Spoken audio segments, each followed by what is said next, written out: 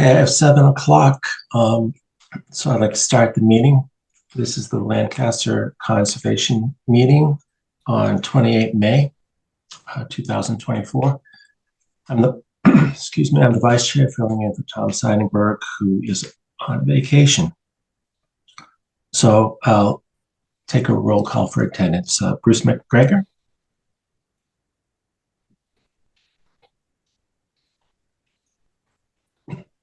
Bruce.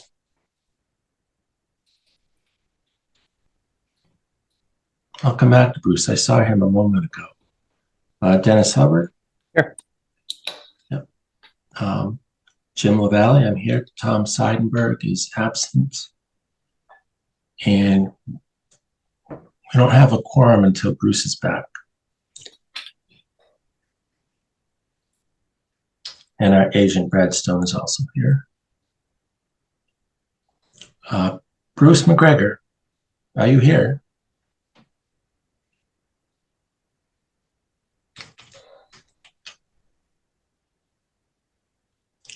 I see him.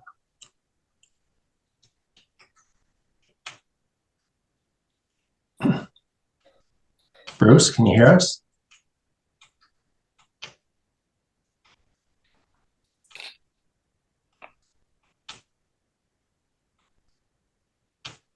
I need an acknowledgement. Bruce. He's having technical difficulties. I don't think we can get started until we get Bruce.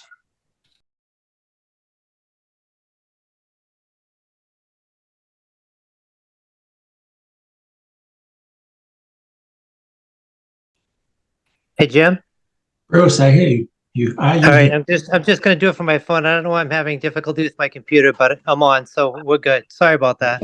All right, thank you. All right, we have a quorum. All right, first on the agenda is a continued notice of intent, 0 Heritage Lane, construction of a driveway crossing and single-family home. Brad, as I understand it, there's been a request for a continuance. Yes, we received that this afternoon. Okay, with that, when do they want to continue to? 11 June? Let me just double check. Next meeting, yes. Okay. Could I get a motion to continue to the 11th of June? Make a motion to continue the hearing for 0 Heritage Lane to our next meeting. And when was that? That 11 was June. 11 June. I'll second that. Okay. Okay, with motion, it's been seconded. Roll call vote. Dennis Hubbard. Aye. Bruce McGregor. Aye. Jim LaValle also votes aye. Just making some notes. Bear with me.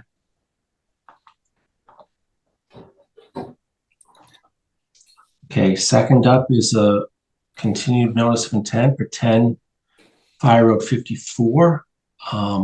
There's also been a request for a continuance to 11 June. Can you confirm that, Brad? So that one was continued at the last meeting. Oh, okay. But so we don't need to continue it here. It's already been continued.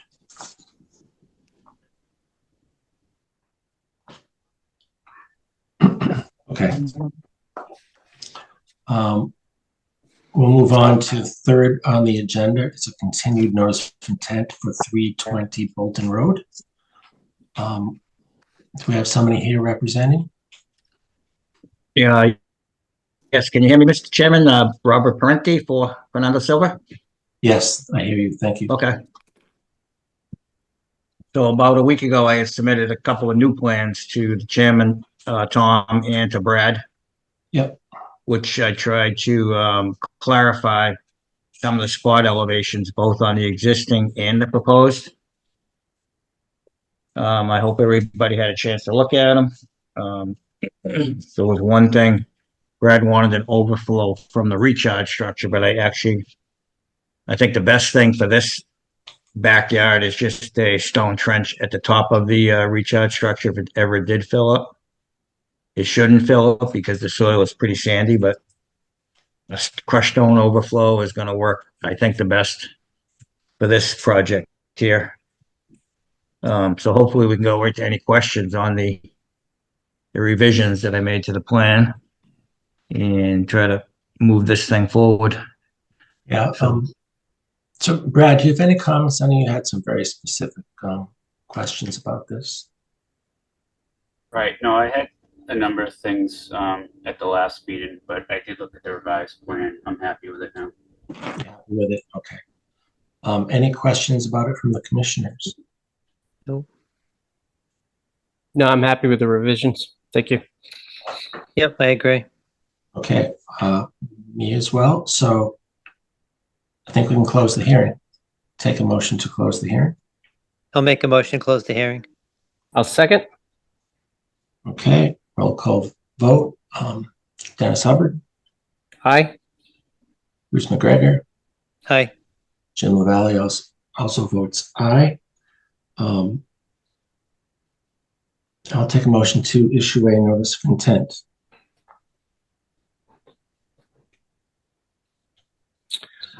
I'll make a motion to issue a notice of intent for 320 Bolton Road.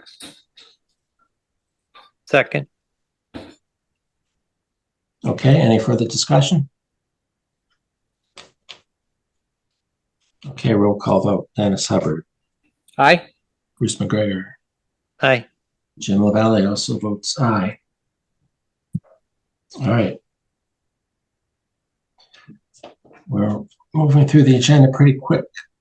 Next up is continued notice of intent for McGovern Boulevard. It's been a while since we heard from these guys. That's the construction of 2 proposed lots, roadway extension, associated calls to SAC, retaining walls, utilities, stormwater management area. On the agenda, it said it's been continued to June 11. Brad, do you know if that's already done, or do we need to do that now? No, you need to do that now. So that the request came in before we posted the agenda, so that's why I put Okay. it on there in advance. All right, perfect. So I'll take a motion to continue this to June 11. I'll make a motion to continue it to June 11th. Okay. I'll second. Okay. Motion's been made and seconded. A roll call vote. Dennis Hubbard, Aye. Bruce McGregor, Aye. Jim LaValle also votes aye. All right, next up. Continued request for determination of applicability, 05 Road 4, Town Beach. If you recall, last meeting, we voted to continue this to this meeting till we had some more information. So, Brad, I think you've done some research here. Can you share your findings? Sure. So I do believe that I emailed the commission photos that I took at the beach itself, as well as that included a sample that I got from the town's gravel pit. The DPW director was kind enough to take me out there so I could obtain that in advance of the meeting. And from the photographs, and actually I'll just pull them up if you don't mind, just so. Yes, please.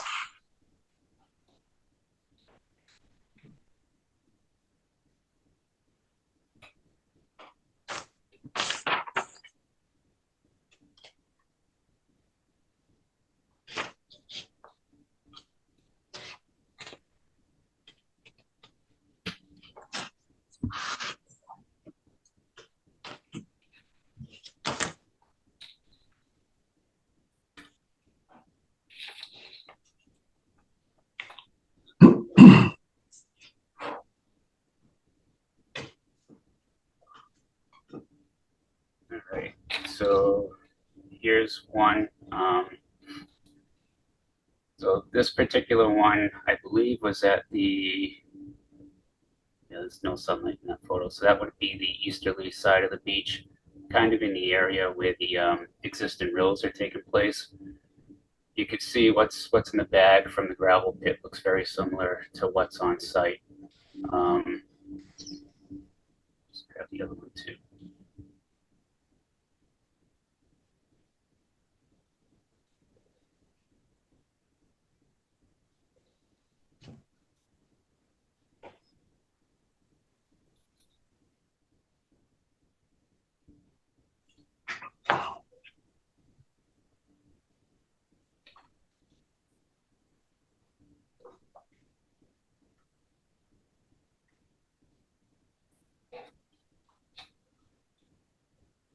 And that would be the westerly side of the beach.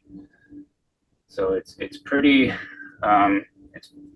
similar. And when I looked at the soil maps to see what's in both areas as well, what the soil maps was telling me, actually just to the west of the beach, it's listed as a gravel pit for soils.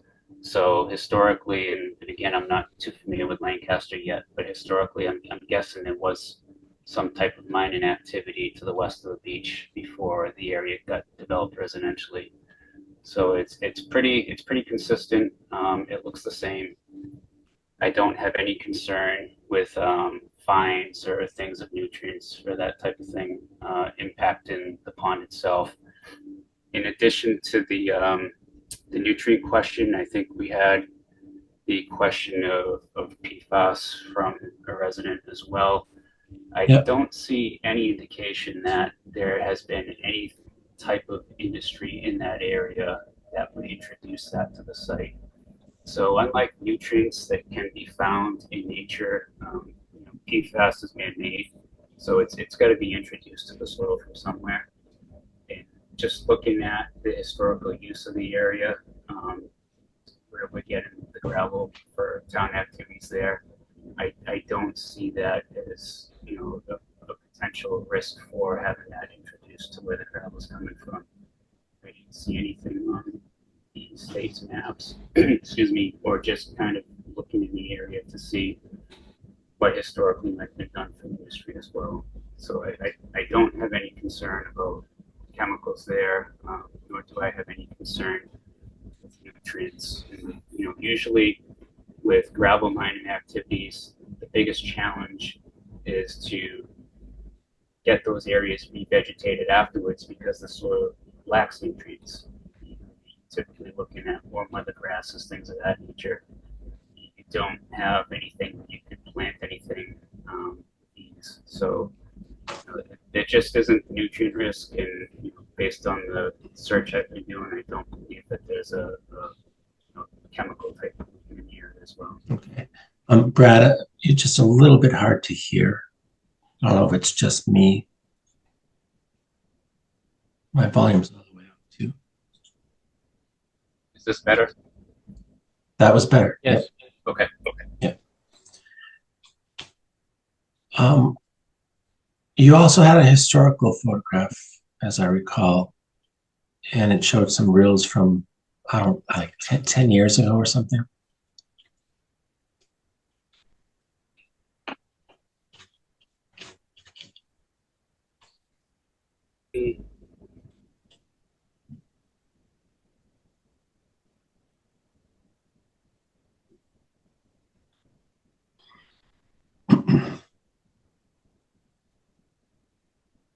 Was that at the email that I sent?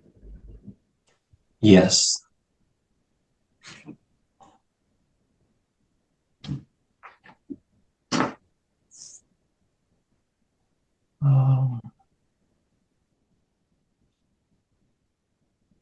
I'm looking for it.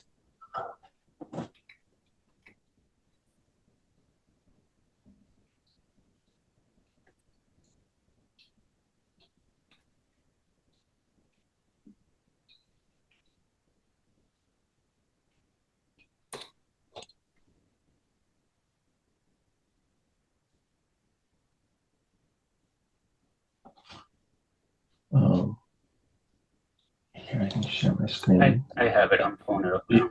Okay, all right.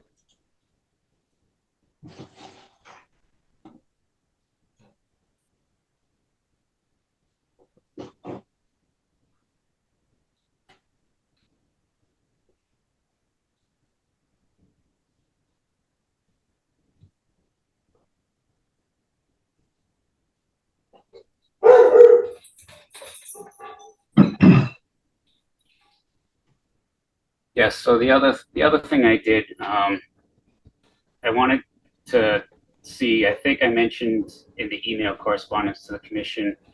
I've done quite a bit of stormwater work in the past. So a lot of times with stormwater outfall pipes, you typically see what's known as a delta, where you have this gradual creep of material slowly impacting lakes and ponds, where it just kind of grows and grows and grows to the point where you're losing a certain section of that water body beyond the end of a pipe. And a lot of times you can see that through aerial photographs over the years. So I wanted to go back as far as I could, which was the black and white photos from 1992 that we have available, just to see what might be washing into the pond there from the beach historically.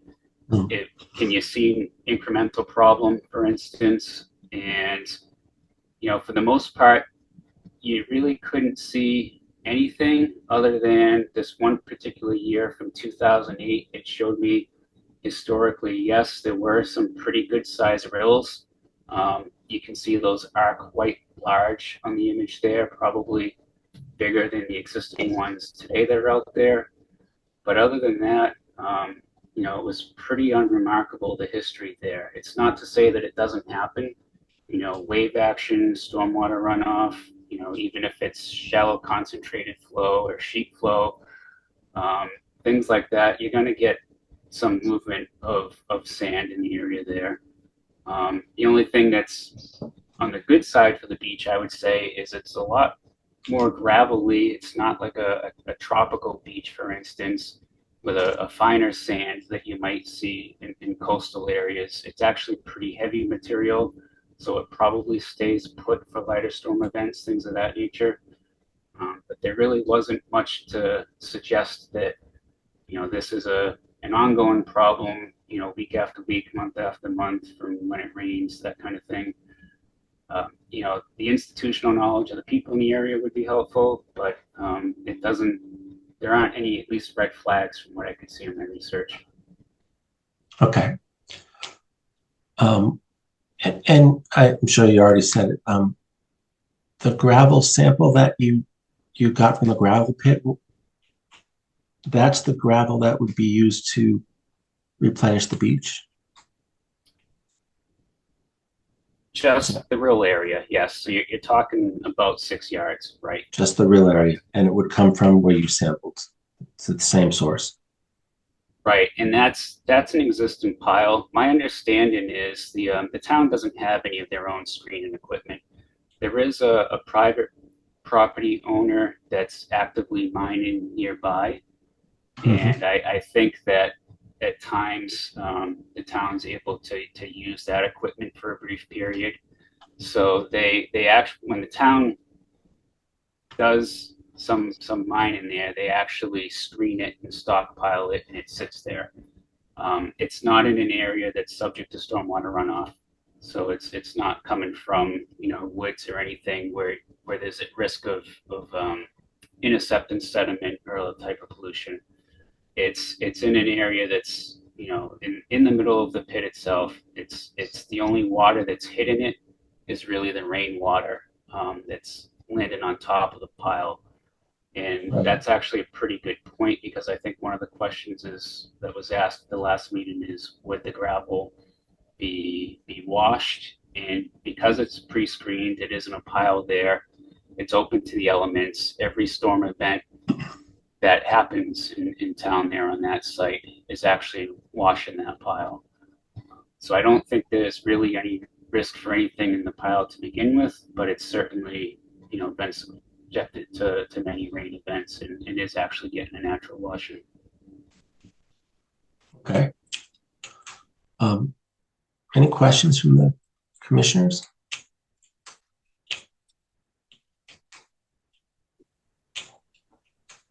Nope. Okay. Any questions from the public?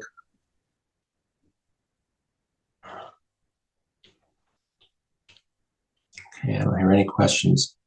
Brad, do you have a recommendation about if this should be a negative determination or positive determination? I would recommend that the commission issue the negative determination. And I'll remind the commission too, there was discussion at the last meeting about doing this as a possible one-time wait and see approach if there was Yeah. still any concerns about material, washing into the pond. So, instead of being able to do this in perpetuity for the next 3 years, the commission could condition it if they wanted to. Let's do the repair this spring, see what happens, and if we discover that the material almost immediately or not too long thereafter washed into the pond or at any point within the next 3 years, maybe we want to revisit and look at doing something else there rather than a repeated import of material onto the beach. But yeah, I think it's pretty low risk to do this one application and then to monitor it. I could certainly assist the recreation department in taking a look at it from time to time, or anything else they might need from me. But I don't see any problem with doing it once. If we have to come back for another application, we being the town, we could certainly do that in the future as well. If that would help alleviate any concerns the commission has about doing this on an annual basis without revisiting it, for instance. Yeah, I like that idea. I think we should also identify the source of the replenishment material, so that it's documented. Is that something that could be written into the RDA, Brad? You talking the gravel pit location? Just So, yeah, so where the replenishment material comes from. okay. Yeah, we could certainly put the location of that in Yeah. the decision. Just so, then it can't come from some other unknown source, right? Right. I don't know the map and parcel off the top of my head, but I know the location and I can put that in there. Okay, all right. Okay, I'll take a motion. I'll make a motion for a negative determination for the town beach, with that, one-time wait and see approach. And also you mentioned about, putting the location in there of where the replenishment is coming from the gravel pit. Yep. Have a second? I'll second. Okay, any further discussion? I would just like to, I don't know if it's amend or add clarification with the one time on, I think we should include a monitoring frequency of, I don't know, at least once a quarter or something like that, and a duration. Brad, I think you mentioned 3 years. So I just like it to be as specific as we can. Mm, So, Mr. Okay. Chairman, if I may, on the monitoring, I'd be happy to go out there and visually look at things. The one comment I would have right now is I actively saw a number of people using the beach actually when I was out there this past Friday. So there's quite a bit of, I was actually surprised how much material was just hand moved, for instance. So I can take a look at it, but if we are deep into a heavy recreation season, and again, I don't know how popular that beach typically is, but I can only see what I can see naturally from rain events versus what people are moving themselves. So it's probably better for me to see what's happening outside of the busy season in terms of, is the material moving naturally from storms, or is it people stockpiling it, leaving there, and it's getting washed away in a way that wouldn't have been able to be prevented, for instance. I can kind of filter through that and report to the commission just fine, but it's just a small kind of things that make it a little bit challenging there. Like a spring and fall. Right. I think it's worth looking at during the summer as well, but I don't, there could be few things up to a little bit of interpretation there. That's all. Okay. Yeah, I think it's a pretty heavily used beach area.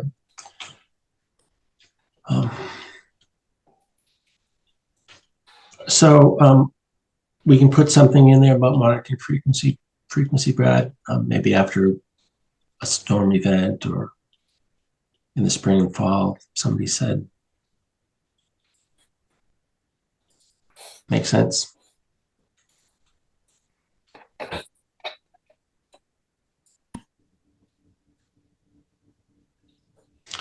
Right. Any further discussion? All right, we'll take a roll call vote on this negative determination. Dennis Hubbard, Aye. Bruce McGregor, Aye. Jim Lavalley also votes aye.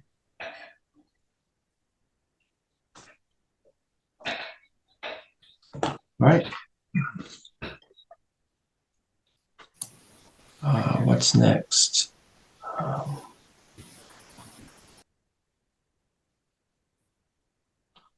Okay, next is request for determination of applicability, Lot 2 Neck Road. I'll just read the notice.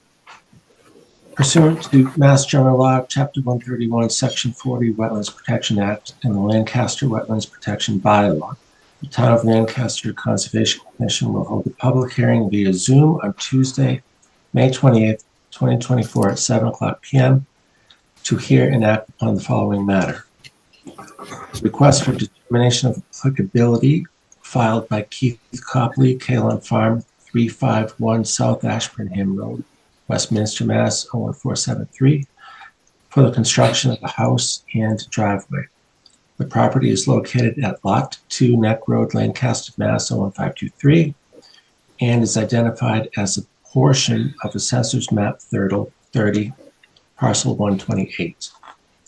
A copy of the application and accompanying are on file in the Office of Community Development Planning, 701 Main Street, Lancaster, Mass. 978-365-3326, extension 1059. Right. Who do we have represent? Mary Ann DePinto, Three Oaks Environmental. I did the wetlands delineation on the site, and McCarty Engineering did the plan after the flags were surveyed. Recently, I stopped by, dropped off the information at Town Hall, spoke with Brad Stone. He pointed out the existence of a stream channel. When I had delineated it, things were frozen and I was stepping on hummocks and so on. I then went back out and added in an E-series wetland flagging for the banks of an intermittent stream channel. It was pretty stagnant when I was out there. It had water in it, but there was no flow until it reached the culvert. But it was located and the 200-foot zone was put on it. I dropped a copy of the plan off and I emailed, McCarty emailed the plan to conservation, the conservation email box, showing that the proposed house and driveway are more than 200 feet from the stream channel, more than 100 feet from the wetland boundary. So that hence the determination. Can we put the plan up on screen? Do you have it? Brad? Or Brad, do you have it? I'm gonna look for it. Give me 1 second. Okay. I put a hard copy in the lockbox outside the back of the town hall. I got there 15 minutes too late this afternoon to drop it off. But there's a hard copy of the plan. It was just completed this afternoon. Okay.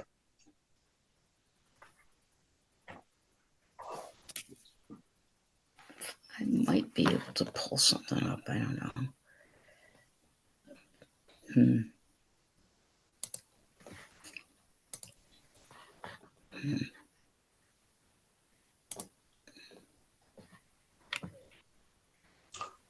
Okay, Brad sharing the screen. Oh, good. All right. Maybe, Mr. Pinto, if you could talk us through it a little bit here. Yes. There are multiple wetland resources on the site. There is A, B, C, D, and E wetland flagging. A and B on the north in this on the plan represent the west side and the east side of the bordering vegetative wetland. It's a farm field. There's a culvert that connects the A and B series with the C and D series through a farm crossing over that culvert. South and east of the culvert, there is the C series. I included the stream bank in the wetland as the C series. I did not do the bank because sometimes the bank was all that there was, and so I included the wetland as part of the bank. So the 200-foot buffer zone is to that stream channel. It's a little bit larger than it needs to be for this case, anyway. And the house was designed and moved so that it stays out of any jurisdiction.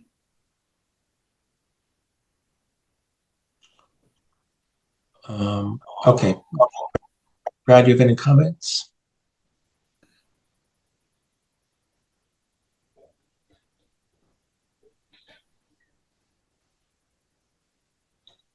Sorry, I have to stop sharing so I can get the controls for some reason. It'd be good if you can put it back up. Yes.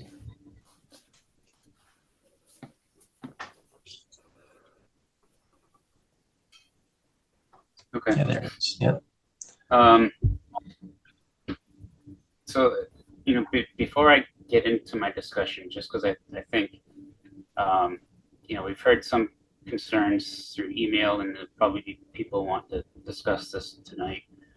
But just for the sake of everybody knowing ahead of time, I am going to recommend that the commission issue a negative on this. But I did have some concerns with the site when I actually went out to take a look at it.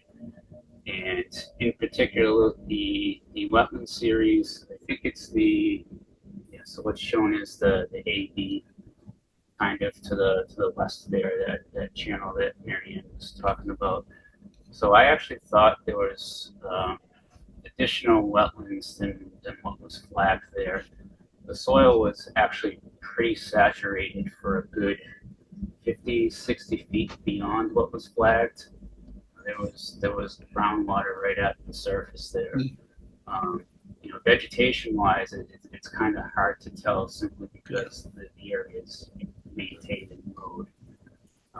And I didn't have an auger with me, and I wouldn't want to do that without the applicant's representative there anyway to take a look at the soils. But I think that AB series may not be accurate. I also don't think the commission has to make that decision tonight on whether or not it is. If it comes out as far as I think as a worst case scenario, the project is still, in my opinion, outside of the commission's jurisdiction. So it would bring the 100-foot buffer closer to the project. And if you look at that plan where it says the 100 feet of the E series, if you imagine that moving 50, 60 feet closer to the proposed home, for instance, it still keeps that home outside of jurisdiction. The stream is pretty close to where it is. It's not really shown there, but the culvert is, and streams on either side of the culvert. So that's roughly in the spot that the plan is showing. If anything, it may move slightly further from the project because I think the offsets were taken from the flags and not the stream itself. That particular part may help the applicant in terms of the 200 foot. So I think that it's not within the buffer zone. It's more than 200 feet from the stream. I don't see this as being jurisdictional. I'd be happy to answer any questions the commission may have. All right. Yeah, thank you, Brad. Questions from commissioners? Bruce? So if it's non-jurisdictional, then we'd be nothing to vote on. There's nothing that we'd be involved with. Is that correct?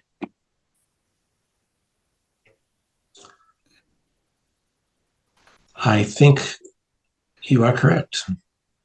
Mr. Pinto.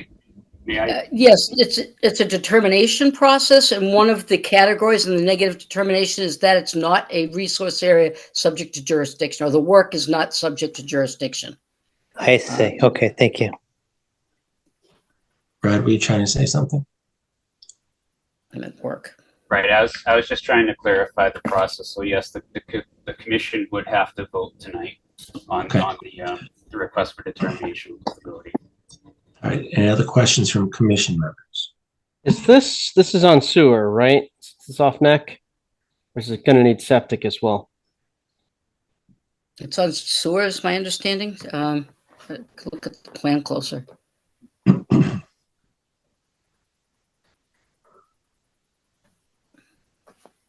Yeah, there was nothing shown on the plan, so I just wanted to make sure if it did need septic, we've got location for it before we make our Yeah. determination.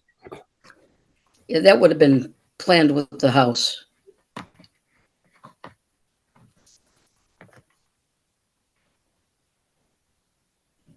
Can I just hop in on that one? Sure. Keith, Absolutely. This is Keith Copley. I'm the owner of the property. The water and sewer is right at the street right there, so it would coincide with that driveway. Perfect. Thank you. Other questions from commission members? Then if not, I'll go to Kara. Thank you. Kara. So this makes Kara Sanford, 350 Bull Hill Road. This makes sense to me, believe it or not. Usually I'm pretty hard, and normally I would say, oh, let's just check the wetlands, but I know Marianne DePinto from DEP, so I don't think that's necessary. I do have a couple of concerns, and I don't know they get answered, but you know, bottom line, the issues are important to me. One is, will the actual construction affect the hydrology going into the local bylaw riverfront area? And I would presume that would be addressed by the planning board, but that would be of interest. And also the other worry, if you had an order of conditions, and I agree it doesn't suit this situation, you'd have a hook into a future homeowner if they expanded their lawn, which frankly, if you look around Lancaster, is not uncommon. So what happens? Is there any way to write into the RDA some kind of condition that limits requires a hearing, you know, a submission to the Conservation Commission if any incremental work is done? That really interests me because I think that could happen. Thank you.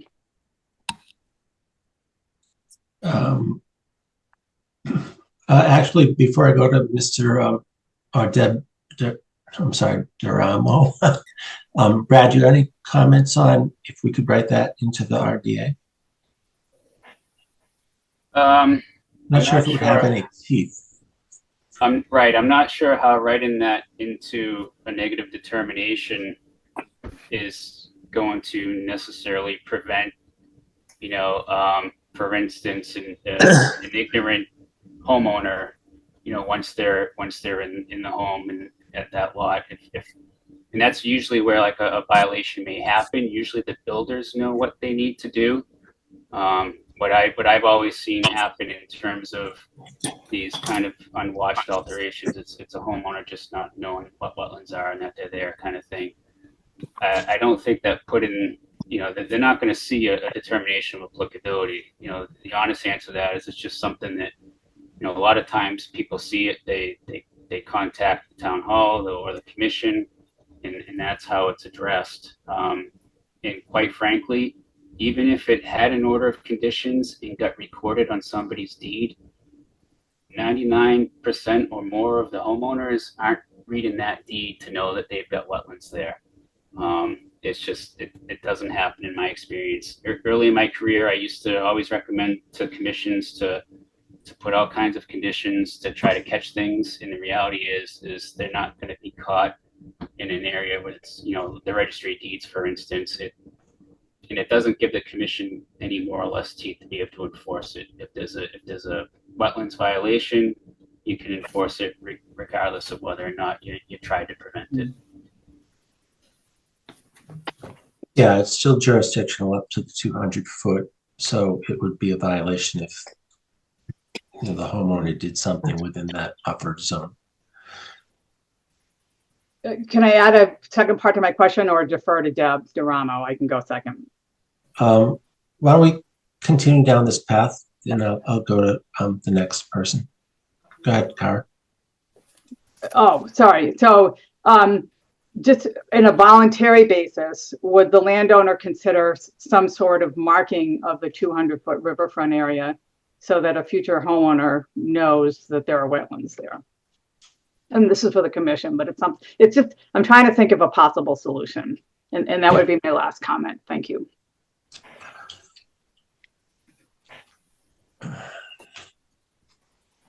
All right, well, let me go to Deb Duramo. Yeah, this is Deb Duramo, 127 Harvard Road. I just had more of a procedural question. I had wanted to look at the map, and if I understood correctly, the map didn't get delivered to the town hall until after close today. It just, I don't know if the public hearing is appropriate at this time. The original plan had been delivered.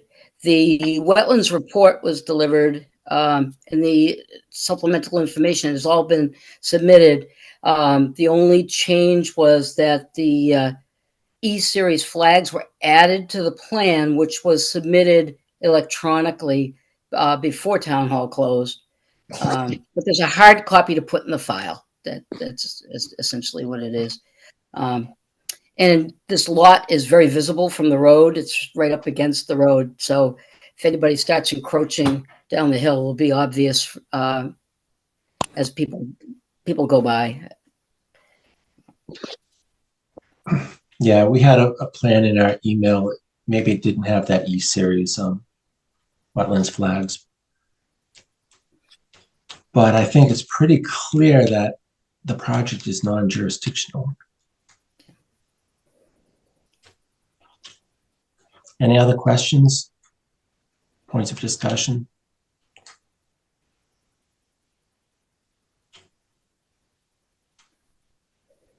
All right, I'll take a motion. Make a motion for a negative determination on Lot 2, Neck Road. Second. Okay. Roll call vote. Dennis Hubbard, Aye. Bruce McGregor, Aye. Jim Lavalley also votes aye. Thank you, Mr. Okay. Pinto. Great. Thank you very much. Good night, all. Right. All right. That's the end of our public hearings. Brings us to discussion. First discussion point is 397 Center Bridge Road enforcement order. So I'll throw it to you, Brad. Thank you. So this afternoon, I did send over a draft updated enforcement order for the commission. It got to the commission later than I had hoped, but I really wanted to go through the history in terms of what had been done in the past. A few of the things I noticed, I think I mentioned before, was not calling out some of the resource areas that were impacted, such as the bordering land subject to flooding, and I think that's important to have there.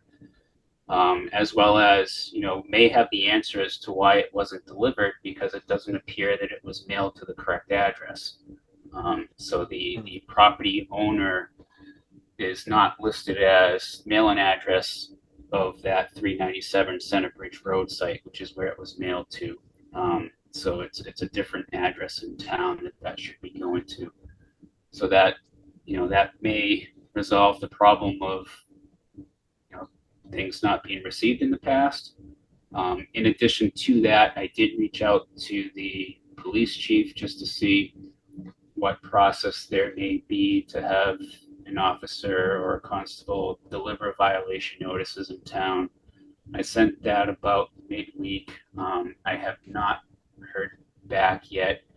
And I know everybody's been pretty busy and out taking extra time with the long weekend. So I don't have an answer there. But in any event, I think that sending a new one is worthwhile at this point. And in addition to the draft WPA form that I sent everyone, we do have, I'll see if I can pull this up real quick.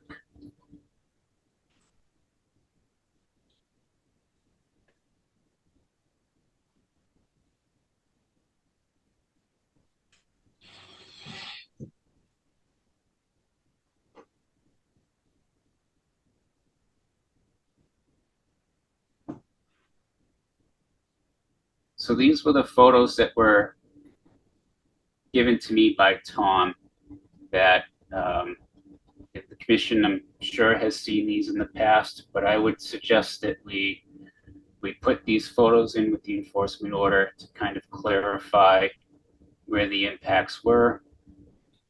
You know, that way the property owner may get rid of some confusion on their part when they receive it as well. It's sometimes hard to see by the language of the enforcement order without some more specifics. So those photographs might jog some memory as to why the commission and or agent may have been out there in the past. Yeah. And in addition to that, I can do a quick cover letter, just kind of highlighting everything as well, and offering the ability to reach out to me at any moment, further discuss it, kind of helps speed up the process before it gets to the commission as well. But there's definitely enough there from the photos in looking at the history with the aerial photographs as well. I did also make a copy of the floodplain permit. Let me just see if I can share that one as well.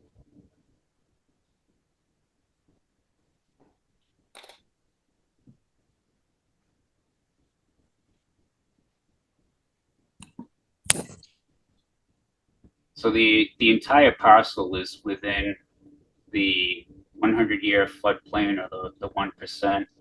It's also, I think, entirely or just about entirely within the floodway. And the floodway is that hatched red line area through here.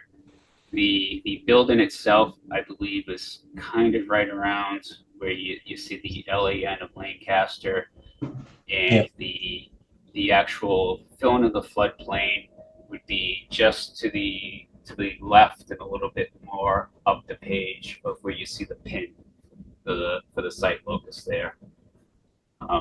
So it's pretty clear that, in my mind, you do have the riverfront alteration, you do have the buffer zone alteration, but what concerns me, especially if there's going to be any more incremental work out there, the water and land subject to flooding. We are dealing with climate change. We're going to see probably more and more bad storms and flooding events, for instance, whether they're at the level of 100 or not.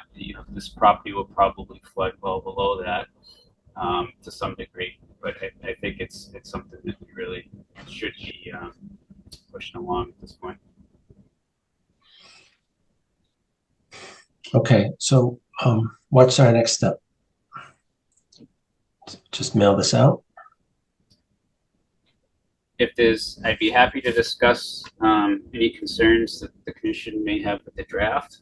Understandably, you haven't had much time to look at it. If you want to review it and think about it and reconvene next meeting as well, that's an option. Well, Brad, you want to write a cover letter, yes? Yes. I think that's a good idea. So I would propose that you write that cover letter, then we can review it and we can take an action on it at next meeting. Make sense? I'm fine with that. I'll put the whole package together. Like I said, include the photographs, include the cover letter along with the WPA form, and then I will get that to the commission in advance of the next meeting. Yeah. Would you need a vote at the next meeting to send this? yes, you do need to vote to issue it. They're pretty much enforcement orders aren't of much use unless they're ratified. Okay. Oh, that sounds good. So we'll do that next time. Brad, I was able to read through the draft and I like the additional detail you put in there. So that looks good on my end. No questions on that. Thank you, Dennis. Questions from Bruce, Dennis? Nope, I'm good. Thank you. Any questions from the public? Okay. All right, move on to our next discussion item, which is the open seat on the commission. I don't have anything to share on this, Brad, do you? I have nothing additional since the last meeting, no. Okay. So I don't think there's anything to discuss on that one at the moment. I'll just call out to a lot of the members of the public that are on the call. There's an open seat. If you're interested, please help us out. Or if you know somebody else who's interested. We really could use another member. So now we've got minutes to approve on the agenda from 4/9, 4/23, and 5/14. The 4/23 and 5/14 minutes we don't have, correct, Brad? And That's correct. And the 4/9 minutes were sent out today, this afternoon. So I don't know if Dennis and Bruce, if you've had a chance to read them. Yep, I took a look at them. I thought they looked fine. Awesome. Dennis? Oh, you're muted, Dennis. Sorry. Was doing so good. I hadn't messed it up yet today. I had a chance to look at them. There was just one thing. Where'd it go? Bottom of page. I got it pulled up here. 3. It says continuation notice of intent, 320 Bolton Road, the chair, and then it jumps to enforcement. So it looks like something's missing for item number 4 under public hearings. Item number 4, I have it on screen here.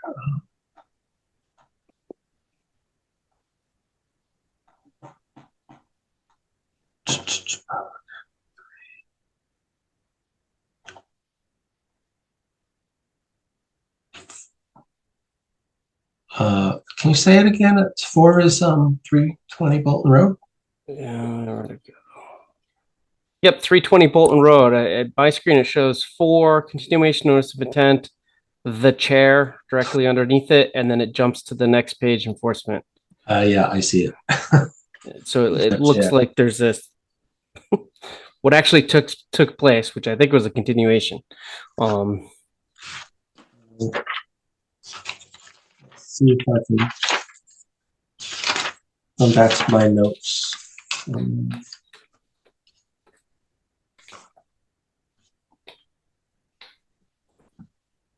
My notes aren't helping me on that one.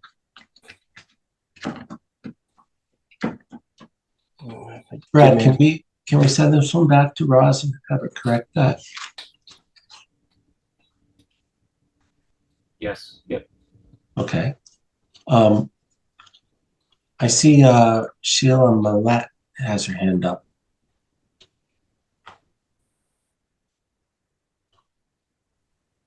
Yeah, hello, Commission. This is actually David Millette, 2748 North Main Street. Okay. And I did want to say I put a letter of interest in with the select board to serve on this commission. So I think that might come up at the next select board meeting. So just to let you know, obviously you can tell how well I do at Zoom. So I don't know how much help I'll be, but I'll give it a shot if they will have me. Oh, that's good to hear. Yeah, I hope so. Yeah, I don't see why they wouldn't. But thank you for your interest. Yeah. Yeah. Thank you very much. I'll lend you back to your meeting. Okay. Good news. All right, so I think we could approve these minutes with a revision by Roz for point number 4 on the public hearing. You guys fine with that, or do you want to wait?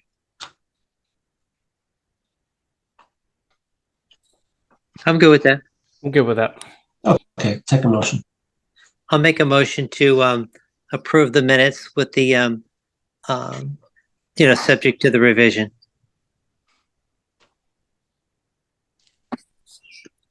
Have a second? I'll second. Okay. Further discussion? Roll call vote. Dennis Hubbard, Aye. Bruce McGregor, Aye. Jim LaValle votes aye. Motion passes. All right, that completes our agenda. Next meetings are June 11, June 25, July 9. Anything else to discuss? Anybody have anything they want to bring up?